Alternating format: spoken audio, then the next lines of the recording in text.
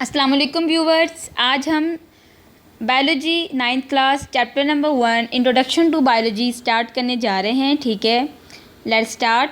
हम पढ़ेंगे इसमें बेसिक कॉन्सेप्ट ऑफ बायोलॉजी की ब्रांचेस। ठीक है, और उससे पहले हम साइंस को स्टडी करेंगे कि साइंस क्या होती है, क्योंकि science is the branch of biology. तो हम साइंस को स्टडी करेंगे, पहले साइंस के बारे में डिस्कस करेंगे, उसके बाद हम बायोलॉजी को स्टडी करेंगे, उसके बाद हम इसकी ब्रांचेस को देखेंगे। तो साइंस क्या है? Science is the study in which observations are made, experiment are done and logical conclusions are drawn in order to understand the principle of nature. Science क्या है? साइंस में हम एक चीज़ को ऑब्ज़र्व करते हैं, देखते हैं अच्छी तरीके से, फिर हम उसके ऊपर एक्सपेरिमेंट करते हैं। एक्सपेरिमेंट करने के बाद हम उससे जो लॉजिकल कंक्लूजन यानी कि रीजनिंग जिस पे एक लॉजिक हो वो वाले रिज़ल्ट निकालते हैं, जिसे अक्ल कबूल करे उस तरह के हम रिज़ल्ट निकालते हैं। और फिर उन रिज़ल्ट की बुनियाद पे हम नेचर के प्रिंसिपल्स को यानी कुदरत के जो असूल होते हैं उसको समझने की कोशिश करते हैं। ये जो दो हमारे पास लाइंस हैं ये साइंस की डेफिनेशन है, ये आपने याद करनी है। ठीक है, मिसाल के तौर पे एक दफ़ा न्यूटन जो था वो एक गार्डन में बैठा था, उसने देखा कि सेब जो है, एप्पल जो है वो नीचे गिरा है, तो उसके जहन में फ़ौरन क्वेश्चन आया, why this Apple fall on the earth. ठीक है, कि ज़मीन पे सेब क्यों गिरा है, ये ऊपर क्यों नहीं गया। तो ये क्या थी? उसकी ऑब्जर्वेशन थी। फिर उसने एक्सपेरिमेंट किया, एक्सपेरिमेंट्स किए तो उसे समझ आई, उसने मुख्तलिफ़ चीज़ें नीचे गिरा के देखी तो वो भी नीचे की तरफ मूव की। ठीक है, तो फिर उसने वहाँ से ये रिज़ल्ट निकाला, लॉजिकल रिज़ल्ट निकाला कि ज़मीन के अंदर कुछ है जो चीज़ों को बॉडीज़ को अपनी तरफ खींचता है। ठीक है, तो फिर उसका कंक्लूजन जो था उसने फिर उसका जो ये रिज़ल्ट था उसने हेल्प आउट किया लॉ ऑफ ग्रेविटी को समझने में। प्रिंसिपल ऑफ ग्रेविटी जो कि नेचर का प्रिंसिपल है कि हर चीज़ को ज़मीन को अपनी तरफ खींचती है, उसको समझने में हेल्प आउट किया। That is science. ठीक है, ऑब्जर्वेशन करते हैं, एक्सपेरिमेंट करते हैं और फिर उसमें रिज़ल्ट निकालते हैं। देन फिर हम कुदरत के प्रिंसिपल्स को या फिर लॉस को जो है समझते हैं। तो ये 2 लाइंस आपने याद करनी है, ये साइंस की डेफिनेशन है। इन ancient time the scientist information was not classified into different branches. पुराने ज़माने के अंदर साइंस का इल्म इतना वसी नहीं था, तो फिर साइंस को जस्ट यानी कि फ़िज़िक्स केमिस्ट्री बायोलॉजी नहीं थी, सिर्फ साइंस ही थी जिसको मतलब जो साइंटिस्ट थे वो स्टडी करते थे। यानी कि जितना भी साइंटिफिक इल्म है वो सिर्फ एक ही पिलर के नीचे था जिसको हम कहते हैं science. As it exists today, all the scientific information was included under one head, that is science. With the passage of time, scientific information increased manifold, and this enormous scientific knowledge was then classified into different branches like biology, physics, chemistry and mathematics. वक्त गुजरने के साथ साथ फिर जैसे ही इल्म बढ़ा तो फिर साइंटिस्ट को ज़रूरत पेश आई कि इनको ब्रांचेस में तकसीम किया जाए, बायोलॉजी, फ़िज़िक्स, केमिस्ट्री और मैथमेटिक्स में। तो हमारा जो सब्जेक्ट है वो क्या है? बायोलॉजी, यानी कि स्टडी ऑफ लिविंग ऑर्गेनिज़म। उसके बाद ये कोटेशन है डॉक्टर अब्दुल सलाम की। उन्होंने कहा था कि scientific knowledge is the common heritage of Mankind, कि जो साइंटिफिक नॉलेज होता है, जितना भी साइंसी इल्म है वो तमाम इंसानियत की विरासत है। वो सिर्फ़ एक इंसान या एक कंट्री या एक मुल्क की नहीं, बल्कि तमाम लोग जो हैं वो चाहे ब्रिटिश हो, अमेरिकन हो, ऑस्ट्रेलियन हो या पाकिस्तानी, इंडियन, कोई भी है, जितने भी साइंटिस्ट हैं वो मिल के काम करते हैं। और क्यों काम करते हैं? For the service of Mankind. तो जो हमारे पास ये साइंटिफिक नॉलेज है ये पूरी इंसानियत की क्या है? विरासत है, पूरी इंसानियत का इसमें हिस्सा है, और ये पूरी इंसानियत की सर्वस और इसकी बेहतरी के लिए जो है साइंटिफिक नॉलेज जो है वो काम करता है। नेक्स्ट हमारे पास है इंट्रोडक्शन टू बायोलॉजी, के बायोलॉजी क्या होती है। बायो मतलब लाइफ एंड लॉजी मतलब स्टडी, यानी study of life is called biology. Life में क्या है? तमाम प्लांट्स, तमाम जो एनिमल्स हैं और तमाम जो माइक्रो ऑर्गेनिज़म हैं वो है लाइफ। यानी कि लाइफ क्या है हमारे पास? जितने भी हमारे पास जानदार हैं, जितने भी माइक्रो ऑर्गेनिज़म हैं, प्लांट भी जो हैं वो लिविंग ऑर्गेनिज़म हैं। क्यों? क्योंकि वो रेस्पिरेशन का अमल करते हैं, खुराक बनाते हैं, ग्रो करते हैं। और एनिमल्स हैं, माइक्रो ऑर्गेनिज़म्स हैं, वो सारे क्या हैं? हमारे पास लाइफ है, उनकी स्टडी को हम कहते हैं बायोलॉजी।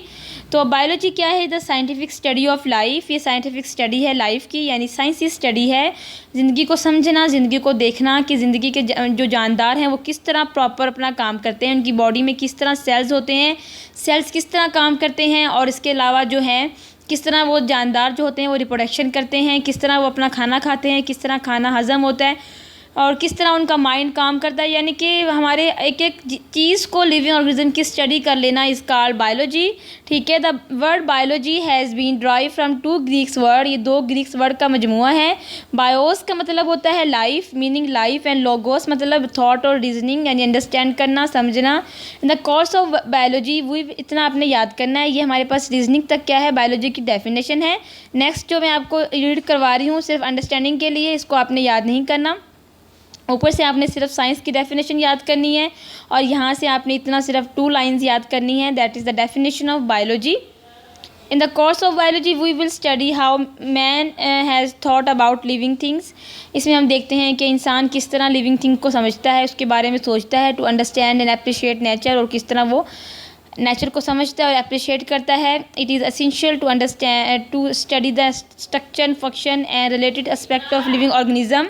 तो ये ज़रूरी है कि हम उसके स्ट्रक्चर को देखें, उसके फंक्शन को देखें और जो उसके रिलेटेड एस्पेक्ट है लाइफ के उसको भी देखें।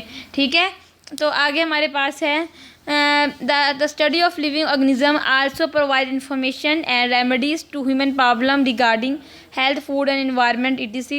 जो लिविंग ऑर्गेनिज्म की स्टडी है वो हमें इंफॉर्मेशन देती है ह्यूमन प्रॉब्लम को सॉल्व करने में। जिस तरह आजकल जो ह्यूमन प्रॉब्लम है वो हेल्थ की है, फूड की है और इन्वायरमेंट की है। तो जो हम स्टडी करते हैं लिविंग ऑर्गेनिज्म को तो फिर हमें उनकी प्रॉब्लम को सॉल्व करने में भी हेल्प आउट होता है। तो ये आपने कोटेशन यहाँ से याद करनी है ये वाली, और ये साइंस की डेफिनेशन याद करनी है, और यहाँ से आपने जो है बायोलॉजी की जो है डेफिनेशन याद करनी है। ठीक है, नेक्स्ट चलें। नेक्स्ट हमारे पास है डिवीज़न ऑफ बायोलॉजी। तो डिवीज़न ऑफ बायोलॉजी में हमने देखना है कि कौन कौन सी मेन ब्रांचेस है जिस पे जो बायोलॉजी जो है मतलब इंसार करती है, कौन कौन सी जिसमें हमने बायोलॉजी को डिवाइड किया है। हमारे पास 3 मेन ब्रांचेस है जिसमें हमने बायोलॉजी को डिवाइड किया है, zoology, botany and microbiology.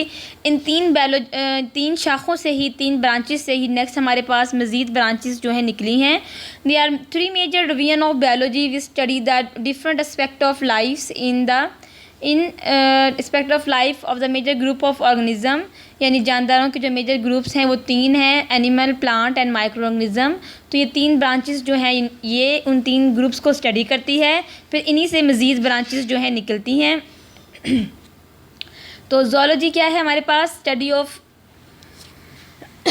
Study of biology deals with the study of animals, यानी बायोलॉजी की वो डिवीज़न, बायोलॉजी की वो स्टडी जो कि एनिमल्स को स्टडी करती है। तमाम एनिमल्स चाहे वो छोटे हैं बड़े हैं जैसे भी एनिमल्स हैं, उन तमाम एनिमल्स को कौन स्टडी किसके अंडर स्टडी करते हैं, हम बायोलॉजी की ज़ूलॉजी की ब्रांच के अंडर स्टडी करते हैं। बॉटनी में क्या होता है, बॉटनी मतलब बॉट मतलब प्लांट, एनी मतलब स्टडी, बॉटनी मतलब स्टडी ऑफ प्लांट। ठीक है, it the division of biology deal with the study of plant, यानी जितने भी प्लांट हैं उनको हम बॉटनी के अंडर स्टडी करते हैं। ज़ूलॉजी में हम जू मतलब एनिमल, लॉजी मतलब स्टडी, ज़ूलॉजी में हम तमाम एनिमल्स को स्टडी करते हैं।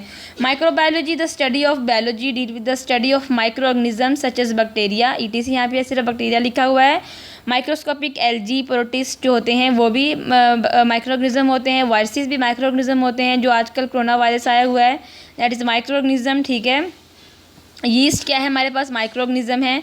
तो micro organism such as bacteria, viruses जो होते हैं उनको हम कहते हैं माइक्रो ऑर्गेनिज्म। उनकी स्टडी को जो है कहलाती है माइक्रोबायोलॉजी। माइक्रो ऑर्गेनिज्म क्या होते हैं, micro organisms are the organism which we can not see with naked eye is called micro organism.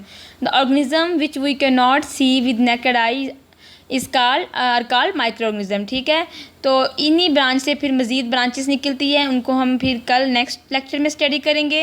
In order to understand all aspect of life this division is further divided into different branches are defined below, जिनको हम कल इंशाल्लाह next lecture में study करेंगे।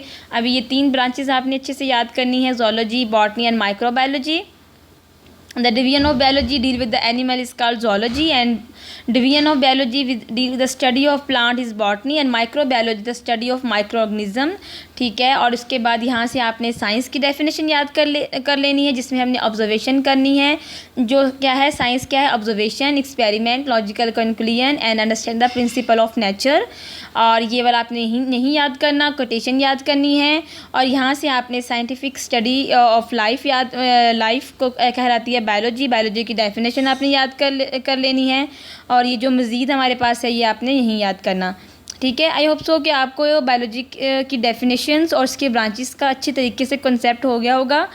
लेकिन और फिर भी अगर आपको कोई कन्फ्यूजन है इस लेक्चर में तो आप कमेंट सेक्शन में पूछ सकते हो। नेक्स्ट मिलते हैं इंशाल्लाह नेक्स्ट लेक्चर के साथ। Thank you.